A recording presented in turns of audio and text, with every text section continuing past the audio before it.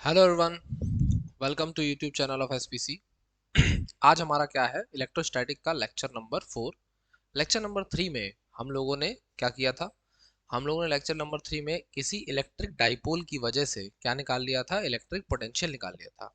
और आज हमको क्या करना है, किसी एक इलेक्ट्रिक डाइपोल, जिसको शॉर्ट डाइपोल भी कह सकते हैं, जैसे यहाँ लिखा है शॉर्ट डाइपोल, तो देख के ये नहीं सोचना है कि यार शॉर्ट डाइपोल कोई अलग चीज है क्या। नहीं, डाइपोल तो छोटे ही होता है ना।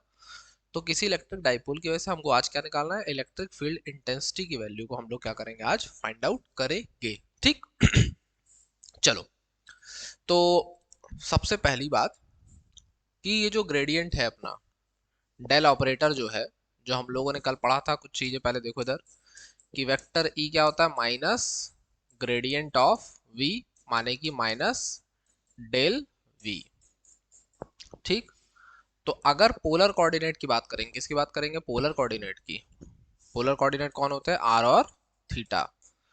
तो पोलर कोऑर्डिनेट में जो डेल ऑपरेटर है वो क्या हो जाएगा तुम्हारा, r cap del by del r, theta cap del by del theta, और नीचे कौन रहेगा साथ में, आर। इसको क्या करना है, याद रखना है। ठीक। अब जब हम लोगों ने कल v निकाला था, क्या निकाला था v, तो v क्या था, 1/4 पाई एप्सिलॉन नॉट, साथ में क्या था, p अपॉन आर स्क्वायर। और या तो इसको वेक्टर फॉर्म में लिखेंगे तो p डॉट आर कैप, यही तो आया था, p डॉट आर कैप।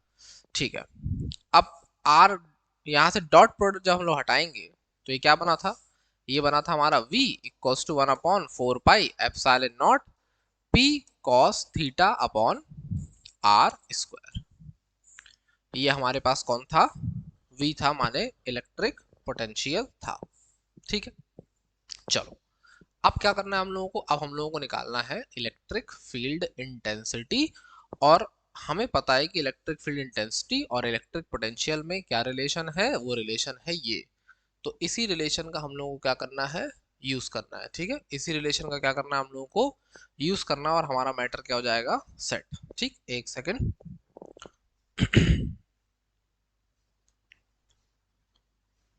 ठीक है, चलो देखो फिर, क्या है हम लोगों की heading, electric field intensity due to electric dipole, या शॉर्ट डाइपोल, दोनों लिख सकते हैं, कोई दिक्कत वाली बात नहीं है। ड्यू टू इलेक्ट्रिक डाइपोल लिख दिया हमने। ठीक है। अब अब बारी आ गई किसकी, डायग्राम की। किसकी बारी आ गई, डायग्राम। सबसे मेन जरूरी चीज क्या होती है, डायग्राम। डायग्राम गलत तो सब कुछ गलत। चल, हमने मान लिया कि अपने पास एक डाइपोल है,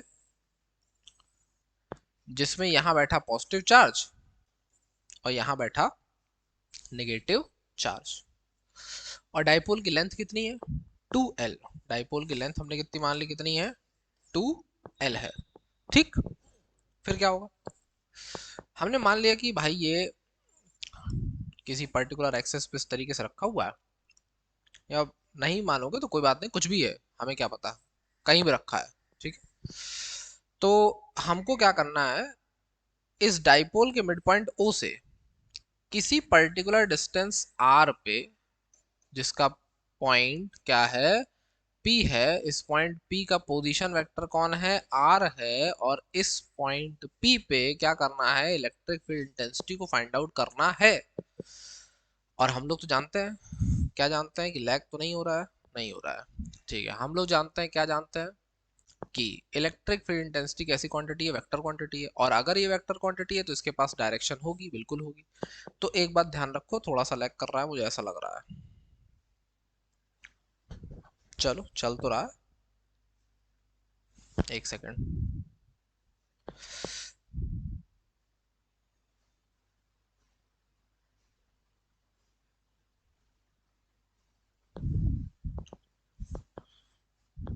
ठीक।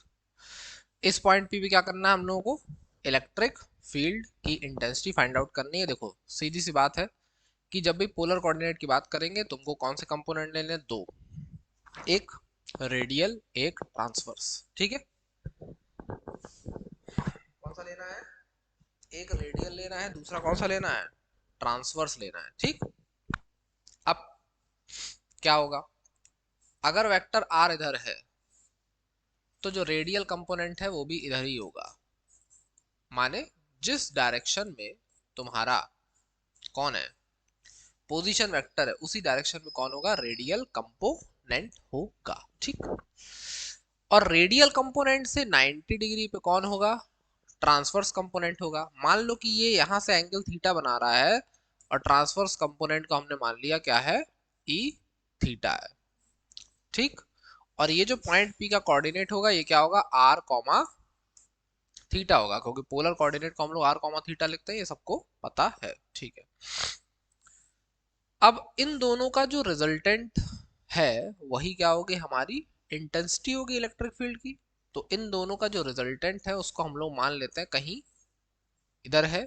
ये कौन है? अपना ई है। थोड़ा सा और बड़ा कर देते हैं, ये कौन है? अपना ई है। ठीक है, और इस ई का एंगल मान लिया कुछ समथिंग है। क्या मान लें इसको? ये थीटा है, इसको मान लो अल्फा है। ठीक है, अब अब क्या करना है? अब करना ये है कि हम लोग निकालेंगे इंटेंसिटी और रिलेशन से शुरू करेंगे। कौन से रिलेशन से? E equals to minus grad V। ठीक है, तो क्या होगा? सिंस वी नो दैट, सबसे पहले तो हम लोग जानते ही हैं। क्या जानते हैं? हम लोग जानते हैं कि वेक्टर E इक्वल्स टू होता है minus gradient of potential minus gradient of electric potential. तो ये क्या बन जाएगा? ये बन जाएगा vector E equals to minus del V। ठीक, अब ये क्या लिखा था देखो, डेल। तो ये जो डेल है ये पोलर कोऑर्डिनेट में क्या है हमारा? R cap del by del r. फिर साथ में कौन है? Theta cap upon r del by del theta. अब हमको क्या करना पड़ेगा? इसको यहाँ पे ऑपरेट कराना पड़ेगा। ठीक, चलो आ जाओ। तो हम लोग के पास कौन है? Grad V. और हम लोग क्या करने जा रहे हैं? सिंस डेल क्या होता है? डेल को इंट्रोड्यूस करेंगे यहाँ पे। क्या था del? R cap del by del r plus theta cap are del by del theta. ठीक, और ये लग कर किस पे रहा है? ग्रेड वी पे लग रहा है, माने वी पे लग रहा है। किस पे लग रहा है? वी पे लग रहा है। तो ई क्या हो जाएगी? माइनस और ग्रेडियंट ऑफ वी, और ग्रेडियंट तो ये है, माने कि आर कैप, और लग किस पे रहा? वी पे लग रहा है, तो del we by del are, और minus theta cap are del we by del theta. और इसको मान लिया हमने इक्वेशन नंबर 1। क्या मान लिया इसको हमने? इक्वेशन नंबर 1 मान लिया। ठीक है, अब हम लोग देख रहे हैं कि ये जो हमारा डायग्राम है, इस डायग्राम में अपने पास एक कंपोनेंट है कौन सा? रेडियल, और एक कंपोनेंट है कौन सा? ट्रांसवर्स। रेडियल कंपोनेंट हमारा ई आर, और ट्रांसवर्स कंपोनेंट जो है हमारा वो कौन है? ई थीटा है।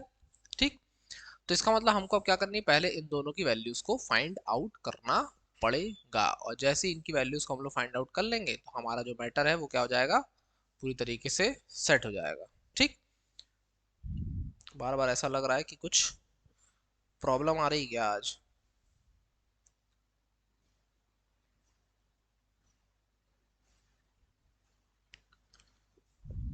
समझ में नहीं आ रहा है। चलो, देखने में सही लगता है, अचानक से कुछ गड़बड़ सा लगता है। चलो कोई बात नहीं, ठीक ठाक आ रहा है। हल्का फुल्का आएगा भी लग तो उससे कोई दिक्कत है नहीं। चलो, अब देखो, नाउ क्या निकालना है हम लोगों को? रेडियल कंपोनेंट निकालना है, और क्या निकालना है? ट्रांसवर्स कंपोनेंट निकालना है। ठीक है, तो नाउ रेडियल कंपोनेंट ऑफ किसका? Electric field intensity. Radial component निकालना है उसको हमको इलेक्ट्रिक फील्ड इंटेंसिटी का। क्या है? ई आर इक्वल्स टू क्या होगा? ये होता है minus del we by del r. माने आर कैप को छोड़ दो, जो बचा वो कौन है तुम्हारा? रेडियल कंपोनेंट है। ठीक है। अब हम लोग तो जानते हैं कि किसी इलेक्ट्रिक डाइपोल की वजह से जो v होता है, v वो कितना होता है? 1/4 pi epsilon naught p cos theta upon r square. ये बात हम लोग जानते हैं। तो क्या होगा? यहाँ पे लिख देंगे minus del by del r. v की वैल्यू क्या थी? 1/4 पाई एप्सिलॉन नॉट, और क्या होता है? p cos theta upon r square. ठीक है। और यहाँ बता दो कि बगल में since v equals to this ना, ये लिख देना है, ऐसे छोड़ना नहीं, पूरा लिख देना कि क्यों ऐसा हो गया। क्योंकि हम लोग जानते हैं v इक्वल्स टू होता है 1/4 pi epsilon naught p cos theta upon r square. Sorry. चलो, अब क्या करेंगे? अब हम लोगों को इसको करना है क्या? Differentiate with respect to r. तो बाकी सारी चीजें क्या हो जाएंगी? बाहर हो जाएंगी, और केवल आर का क्या करने वाले हम लोग? डिफरेंशिएशन करने वाले हैं। अब कर दो डिफरेंशिएट। क्या होगा? E r equals to minus p cos theta, क्या हो गया? बाहर आ गया। 4 पाई एप्सिलॉन नॉट क्या हो गया? बाहर आ गया। डेल बाई डेल आर किसका करना है हमको? 1/आर स्क्वायर का। अब हम लोग जानते हैं, क्या जानते हो भाई, कि अगर डिफरेंशिएशन करना है D by D x of 1/x⁻n, तो ये क्या होता है? -n/x⁻n+1, -n/x⁻n+1। तो यहां लगाओगे तो क्या होगा? E r equals to minus p cos theta upon 4 pi epsilon naught. और ये क्या बन जाएगा? ये बन जाएगा -2 अपॉन में r⁻3, -2/r⁻3। इसी फॉर्मूले से क्या कर देंगे? ऑपरेट कर देंगे। ठीक है। माइनस माइनस क्या हो गया? माइनस माइनस क्या हो गया? प्लस हो गया। क्या बचा?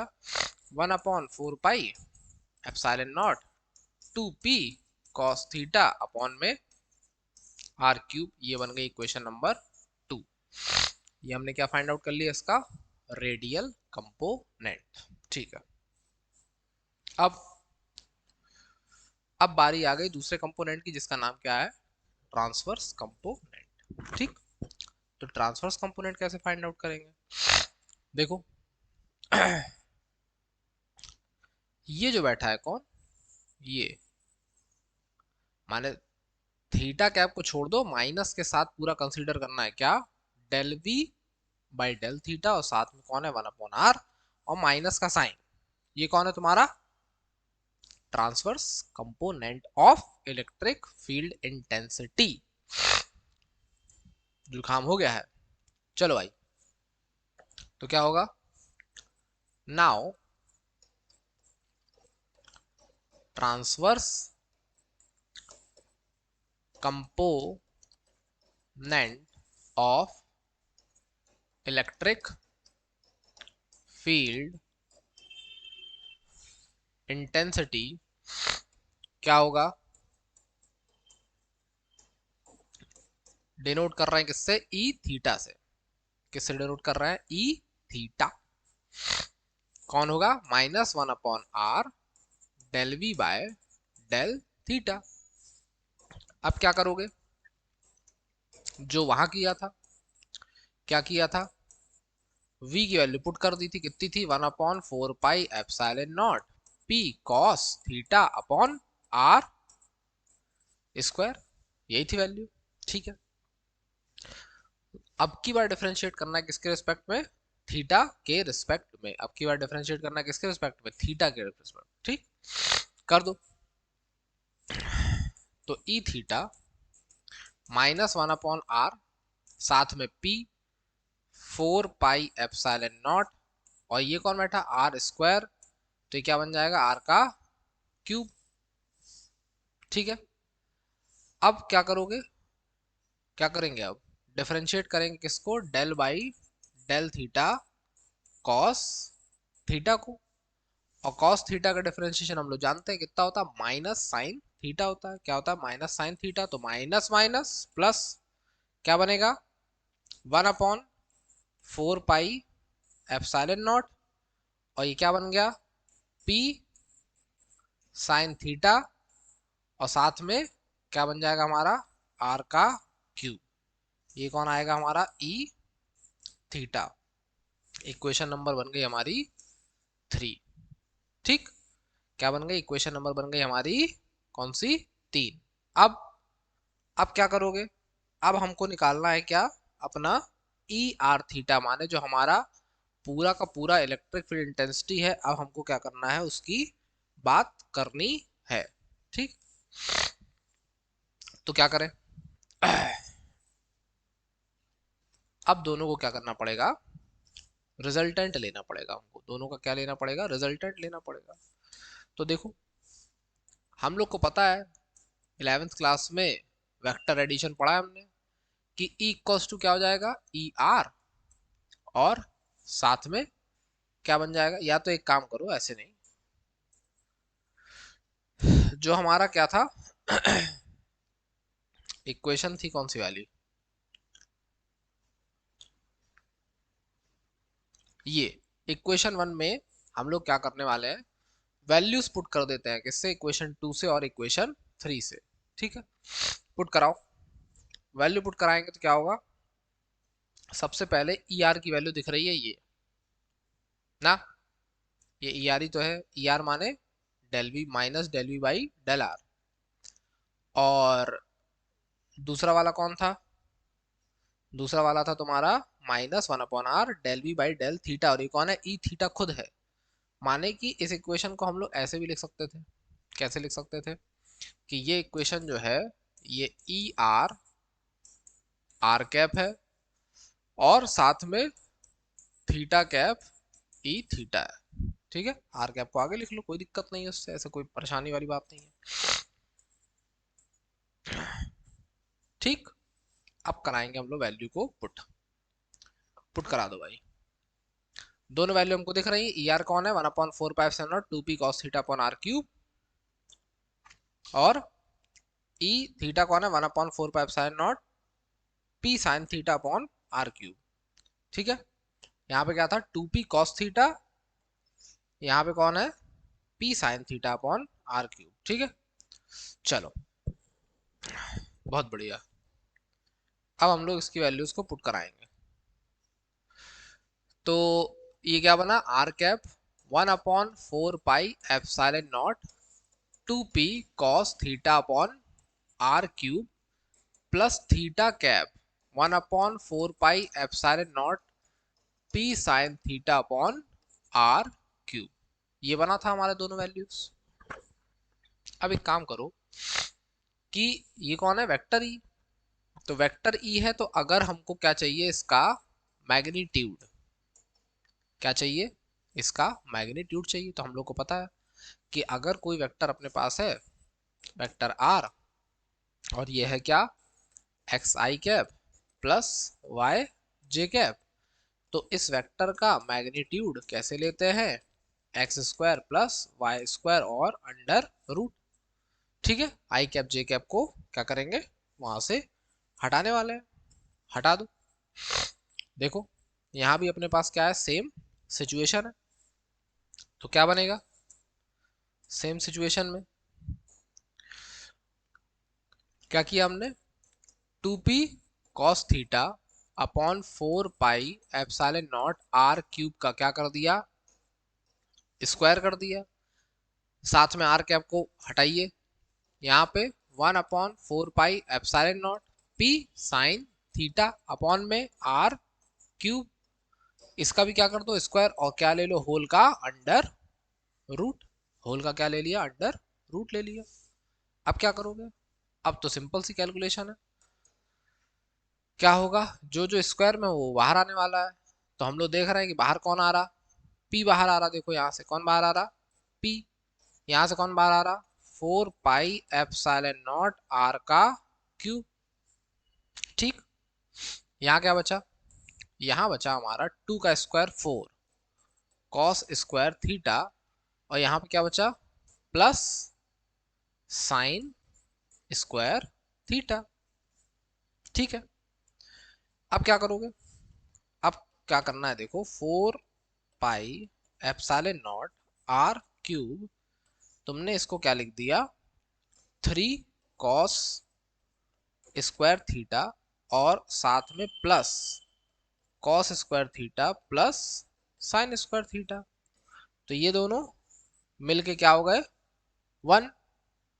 बचा कौन, अपने पास ये।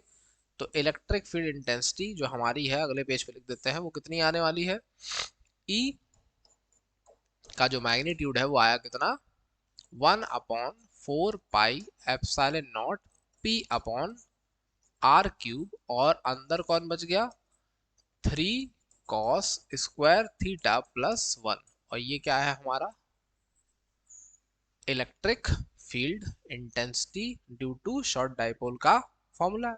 ठीक है, अब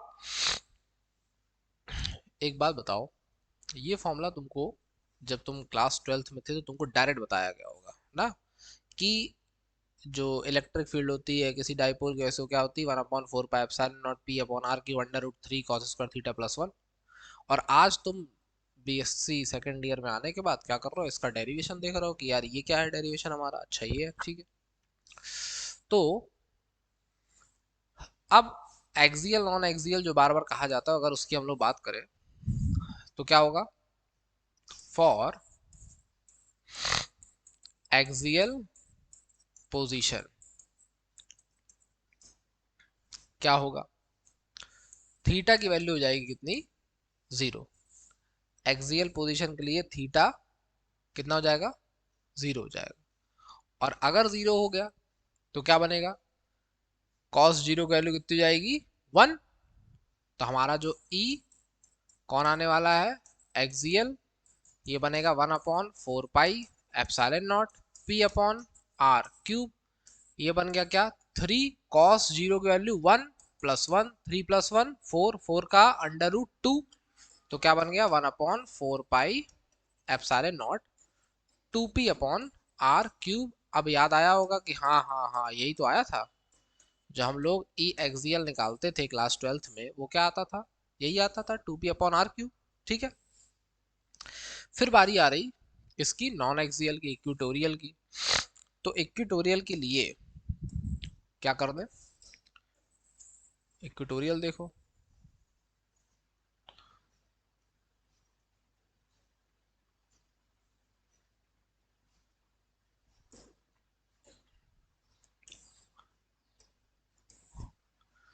फॉर नॉन एक्सियल या इक्वेटोरियल पॉइंट, इक्वेटोरियल पॉइंट क्या होगा, थीटा की वैल्यू हो जाएगी कितनी डिग्री, 90 डिग्री। थीटा कितना हो जाएगा, 90 डिग्री हो जाएगा। तो क्या होगा, ई जो हमारा है कौन सा, इक्वेटोरियल, ये क्या हो जाएगा, 1/4 pi epsilon naught p upon r cube, और अंडर रूट में क्या था, 3 कॉस स्क्वायर थीटा, तो 3 कॉस स्क्वायर 90, और कॉस 90 की वैल्यू पूरी दुनिया को पता कितनी होती है, 0। तो ये क्या इतना बचा, केवल बचा 0+1। तो हमारा जो ई इक्वेटोरियल है वो कितना आ गया, 1/4 pi epsilon naught p upon r cube. तो हमने देखा कि यार यहाँ पे केवल p है, यहाँ पे 2p है। इसका मतलब कि जो हमारा ई एक्सियल है, क्या है, ई एक्सियल का जो मैग्नीट्यूड है वो ई इक्वेटोरियल का कितना है, दुगना है। ठीक, ये क्या करना है, डायरेक्ट याद रहेगा हम लोगों को। खैर ये बात पहले से भी याद होगी, इसमें कोई दिक्कत वाली बात नहीं है।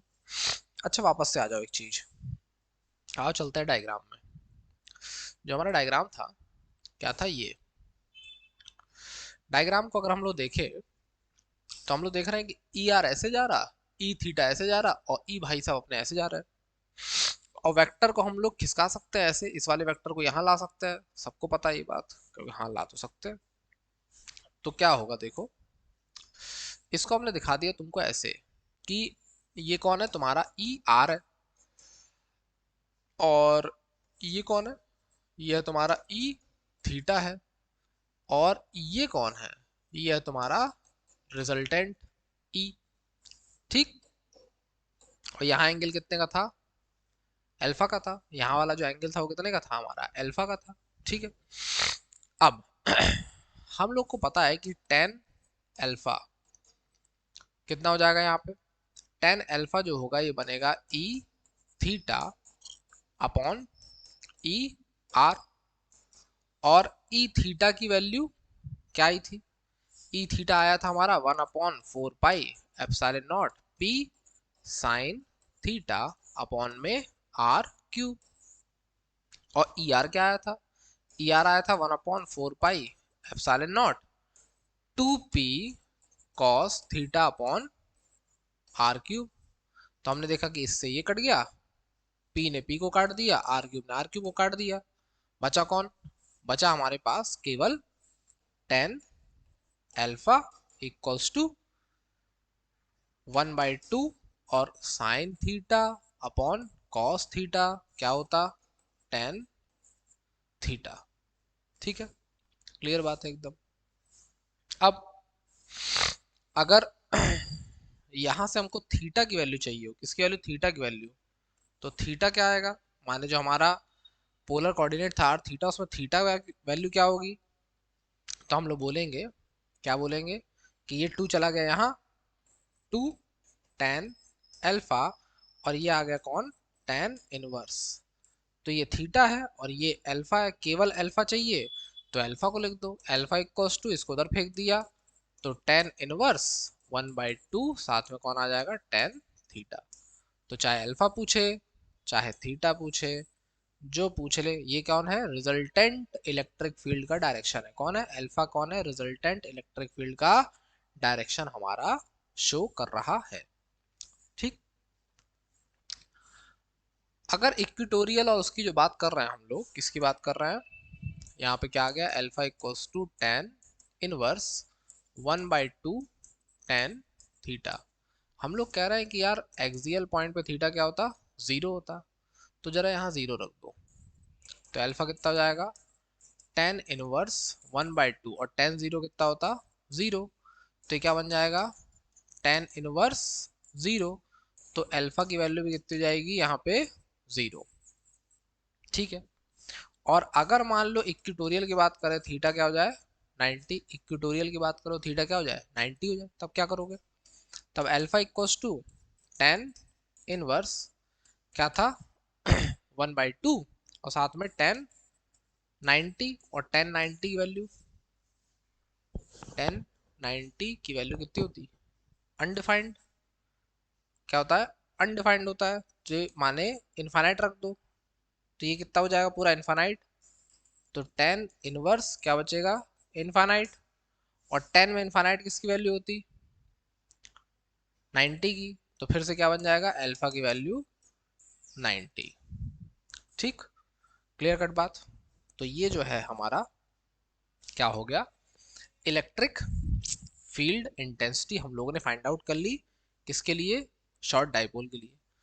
अब बारी आने वाली है किसकी, क्वाड्रुपोल की, किसकी बारी आ रही, क्वाड्रुपोल, नई चीज आपके सामने आने वाली है। अभी तक हम लोग डाइपोल जानते थे, डाइपोल का मतलब इसमें दो पोल हो, अब अपने पास आ रहा है क्वाड्रुपोल, कौन आ रहा है, क्वाड्रुपोल आ रहा है। तो क्वाड्रुपोल की वजह से इलेक्ट्रिक पोटेंशियल, इलेक्ट्रिक फील्ड, सब कुछ हम लोगों को क्या करना है, फाइंड आउट करना है। तो इसको हम लोग करेंगे अब अपनी कौन सी क्लास में, नेक्स्ट क्लास में। तब तक के लिए जितना पढ़ाते जा रहे हैं उसको क्या करना है, प्रॉपर नोट्स बनाइए, सुबह शाम रिवीजन करना बहुत आवश्यक है, नितांत आवश्यक है, अगर नहीं किया तो फिर तो कुछ कहा ही नहीं जा सकता है भाई। ठीक है, चलो ठीक है, तो मिलते हैं हम लोग अपने नेक्स्ट लेक्चर में क्वाड्रुपोल के साथ, तब तक के लिए पढ़ते रहिए और थोड़ा बहुत मौज भी करते रहिए। जय हिंद।